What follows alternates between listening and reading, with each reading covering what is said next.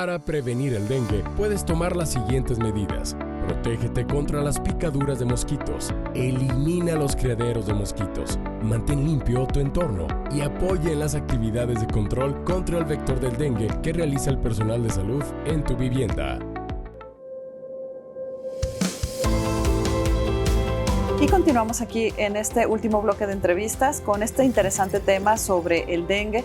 Y bueno, la verdad es que Ángel, nos has dicho tantas cosas tan interesantes que yo quisiera saber si cuando tenemos un recuento plaquetario en la biometría hemática bajo, ahí ya se considera hemorrágico o qué criterios son los que deciden cuando ya el dengue es hemorrágico. Bien, de la clasificación actual, que es el dengue no grave o dengue sin signos de alarma, dengue con signos de alarma o dengue grave, lo que el dengue grave antes se le consideraba como el hemorrágico, pues necesariamente tiene que haber alguna muestra de sangrado activo, ya sea pequeña, que puede ser en nariz, que puede ser encías, que puede ser cualquier dato, incluso alteración menstrual, o sea, cualquier dato de sangrado anormal en un lugar. Y el tema también es que a veces no puede haber sangrado activo en fluido, sino el hecho de tener petequias o tener manchitas rojas también nos habla de que hay un microsangrado a nivel vascular y que eso también ya se le considera a partir de ahí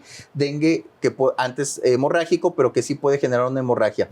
No necesariamente todos los casos de plaquetas bajas tienden a ser hemorrágicos. Puedes tener plaquetas bajas sin tener hemorragia. Y hay casos en los cuales no bajan tanto las plaquetas y sí inicia una hemorragia. Y precisamente el dato de hemorragia es de los datos de severidad ya para ir a tratarse de manera inmediata de forma intrahospitalaria.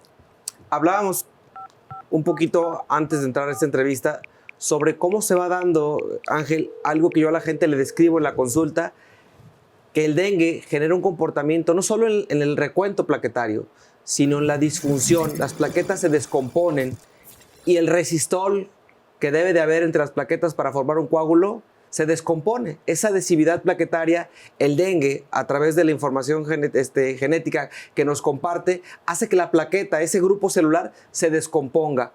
Obviamente, hablar de un dengue hemorrágico habla de que a otros órganos también puede afectar. ¿Qué órganos son principalmente? Sí, no se crean desde médula ósea y las plaquetas adultas que están en el torrente sanguíneo al verse infectadas, pues pierden adherencia y viene todo esto. Y tiene especial predilección por órganos blancos, entre ellos principalmente el hígado. El hígado empieza a tener este estrés, digamos, y empieza a tener aumento en bilirrubinas, empieza a tener disfunción y esto nos genera todo una cadena de sucesos que pasa al riñón, que también hace que, ahorita vamos a hablar algo muy interesante, como la extravasación, es decir, el agua que hay dentro de nuestras venas y nuestras arterias pasa al lugar extravascular. Es decir, no perdemos el agua, sino la perdemos del lugar en donde debe de ir. Y esto, al generarlo en algunos de los órganos como pulmón, pues hace que se dé un edema, y el edema pulmonar o el edema en extremidades, que también son datos de alarma, esos son las principales complicaciones del dengue. Entonces, y aquí viene un poquito ligando en cómo se trata el dengue. Cuando es inevitable que exista esta extravasación de líquido dentro de nuestras venas y nuestras arterias. Entonces, dentro de lo primero que se tiene que hacer al momento del diagnóstico del dengue es la hidratación. La guía de práctica clínica indica que en el contacto con los servicios de salud, en caso de tener ya sintomatología de dengue, en las primeras 4 horas hay fórmulas de acuerdo al peso y a la edad, por supuesto, pero hay un esquema de hidratación oral. Ojo, lo primero que tenemos que hacer es hidratar de forma oral si no hay datos de alarma, sangrados, etcétera, que nos tengan que llevar a un hospital. Pero en el primer de los casos es la hidratación. ¿Por qué? Porque precisamente la pérdida de este líquido, de esta agua intravascular, es lo que nos genera una vasoconstricción y que empiece a llegarle menos sangre y de menos calidad a nuestros órganos, y este estrés es el que provoca la falla orgánica. Entonces, en consecuencia, entendiendo esta lógica, si yo mantengo los niveles de líquido dentro de mis venas y arterias, voy a generarle menos posibilidad de estrés y de daño orgánico. Y la única manera de hacerlo de primer contacto es hidratación. Por eso es que el vida suero oral o los sueros orales en las primeras horas es sumamente importante. Y de manera complementaria, sabemos, no hay un antiviral, no hay un tratamiento para el dengue que sea efectivo para reducir la viremia o reducir al virus, pero sí poderle ayudar en los síntomas. Se les da paracetamol. Algo importante es no automedicarnos, Julio, y la invitación también para las personas es porque si bien no hay tratamiento que ayude a que se termine el dengue, sí hay tratamientos o hay medicamentos que te empeoran el dengue, como cuáles, y hemos hablado sobre los sangrados, como aquellos que te puedan inducir un sangrado. Hablamos de anticoagulantes, por ejemplo, o hablamos de la propia aspirina o ácido acetilsalicílico, que también, además de un fenómeno de Rey, te puede dar o te puede propiciar un sangrado. Entonces, ojo, por eso no hay que medicarnos, no hay que automedicarnos sin una prescripción médica, porque si bien, insisto, no hay tratamiento para el dengue, sí hay medicamentos que pueden complicar y acelerar una complicación por el dengue. Hablábamos, pues, que los pacientes que llegan a un área hospitalaria estamos teniendo un comportamiento fuera de lo ordinario, porque esos órganos de choque, como el hígado, estamos viendo un sinfín de casos de hepatitis por dengue, en donde a veces el comportamiento ha sido tan agresivo, donde los cuadros que le llamamos de colestasis, donde los pacientes tienen una condición donde las bilirrubinas llegan ictéricos, francamente amarillos, por la condición donde no se explican ellos cómo el dengue los llevó a este estado, y que obviamente ya encontramos algunas condiciones modificadas. Hemos tenido que llegar a indicadores como el lactato, que es una herramienta fundamental, y nos ha hablado muchas veces de que la progresión del comportamiento de estos pacientes no suena nada alentador, y obviamente nos tenemos que abocar a corregir tiempos de sangrado mediante el uso de algunos compuestos que el banco de sangre nos provee. Por lo tanto, ese es el criterio de definir una hospitalización y monitorear el tiempo de sangrado de los pacientes en las subsecuentes horas, que obviamente a veces no los alcanzamos ni con derivados hematológicos, ni con plaquetas para hacer correcciones en el recuento. Como le digo al paciente que le doy un resultado subsecuente después de transfundirle una aféresis plaquetarias, y le digo que si tenía 14,000 y al día siguiente le digo que tiene 51,000, le digo, tome en cuenta que estas plaquetas son prestadas y que estamos evitando en lo que la parte aguda, ¿sí?, de la complejidad del dengue se disminuye, en lo que frenamos la respuesta inflamatoria. Hemos llegado al uso de corticosteroides en infusiones prolongadas para disminuir la respuesta inflamatoria a órganos blancos, y obviamente esteroides de otro tipo, de acciones más cortas, diferente a lo que vivimos en COVID y que lo trabajamos juntos en pacientes hospitalizados, y tuviste que el comportamiento de ciertos grupos esteroideos sí eran opción, pero nos dimos cuenta que el manejo hematológico en el caso particular del dengue viene, Ángel, a darnos a nosotros como clínicos que tenemos que restablecer unas guías de manejo tanto extrahospitalarias como intrahospitalarias para darle a la gente la confianza de que ya tenemos un planteamiento más específico, y mayormente que esto nos advierte que los años venideros pueden ser más agresivos por tanta primo-infección que tuvimos en este 2024, ¿cierto? Totalmente cierto. La corrección hidroelectrolítica y hematológica que comentas ya como tratamiento intrahospitalario para, con la solución Hartmann, con las plaquetas y demás, todo esto, y es a donde quiero llegar, ya es un manejo intrahospitalario que las personas dicen, sí, doctor, qué bueno que lo entiendan de esa manera, pero ¿cómo hago para no llegar ahí?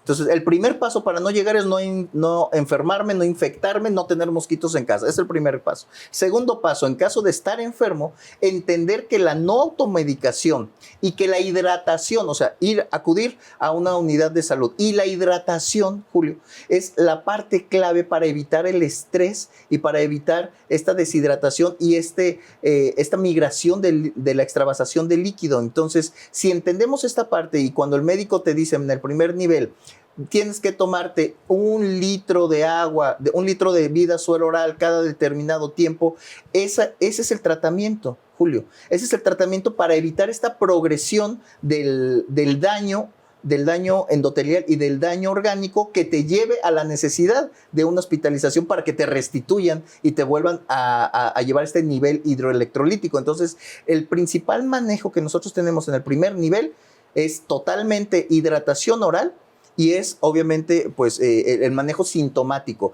Y el manejo sintomático tiene también sus cómo y sus porqués, qué medicina sí, qué no, cuál me puede generar o agravar el comportamiento del dengue. Entonces, pues la invitación es a esta, no automedicarnos, no tener mosquitos y principalmente en caso de tener sangrado, dolor abdominal intenso, vómitos, desmayo, pérdida de la conciencia, dificultad para respirar, mencionabas ictericia. Si tú ya tienes un diagnóstico por dengue y empiezas a ver tus ojos, tus escleras amarillas, palidez, ya estás hablando de un daño hepático, entonces sí hay que acudir de manera inmediata a un hospital. Pero si yo tengo un dengue y no tengo estos datos de alarma, puede ser tratado de manera ambulatoria sin ningún problema, siempre y cuando el paciente siga las instrucciones de la hidratación. La mayoría de los casos que llegan al hospital, desafortunadamente, tienen factores de comorbilidad, edad avanzada, diabetes, hipertensión, problemas cardiovasculares. Y desafortunadamente lo digo porque más del 99% de los casos son pacientes que se dejaron, que llegaron a un punto de deshidratación e inanición por falta de apetito, donde se les insistía en los líquidos, pero obviamente la misma condición de náusea y vómito persistente trajo de la mano que el paciente no toleraba la vía oral, por lo tanto llegó a una condición de choque por deshidratación severa, por extravasación de líquido que salió de nuestros vasos sanguíneos a un tercer espacio que obviamente hablaste de él. Creo que hablar de dengue era una responsabilidad para que Torre Médica lo marcara y lo dijera una vez más. Gracias por acompañarnos en tu programa Torre Médica, donde compartimos el conocimiento por la gente experta en el área. Muchas gracias, Ángel, y te invito a que te quedes para ir al glosario con Aldo y Javier. ¿Nos acompañas? Claro que sí. Continuamos.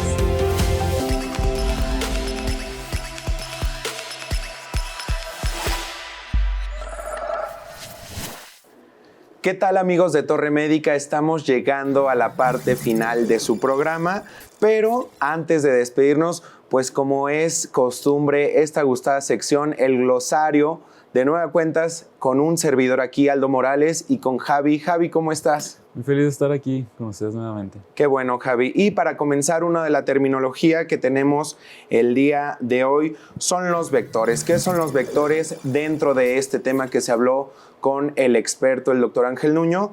Pues son los niveles, el cual se mide este piquete de dengue, el mosquito, que lo estuvo explicando el doctor Ángel Nuño, y es como se mide a través de dos tipos de mosquitos que más adelante Javi nos hará mención de ellos. Y para continuar, ¿qué otro término tenemos, Javi? Bueno, seguimos con las erupciones, las cuales vendría siendo más que nada las lesiones que se dejan al momento de que pues, el vector o el mosquito nos pica. Estas son características ya que dejan un bulto, pues ahora sí que rojo, que nos provoca comezón e incomodidad. Y algo muy común que solemos escuchar es la hemorragia por dengue o el dengue hemorrágico. ¿Y qué es esto? Pues básicamente es una complicación que existe dentro de esta enfermedad, que es cuando nuestro organismo, nuestro cuerpo empieza a sangrar, ya sea de exterior, como es la nariz, los oídos o otras partes del cuerpo, o de manera interna. Ok, seguimos con Aedes aegypti, el cual no es más que nada que el mosquito responsable de transmitir el dengue, ya que como nos mencionó Aldo hace un momento, existen dos tipos de mosquitos, entonces el Aedes es el que se encarga de transmitir el dengue. Y para finalizar, uno de los últimos términos que escuchamos el día de hoy que se familiariza con el dengue es la artalgia. Pues, ¿qué es esto? Básicamente es un dolor articular muy, muy intenso. Podemos sentirlo en nuestras articulaciones, en las muñecas, en las rodillas, en nuestro cuello, y es básicamente este dolor intenso en las articulaciones. Para finalizar, Javi, pues hemos llegado a una edición más de Torre Médica. Gracias por estar conmigo y con toda la gente en casa. Hasta la próxima, amigos de Torre Médica.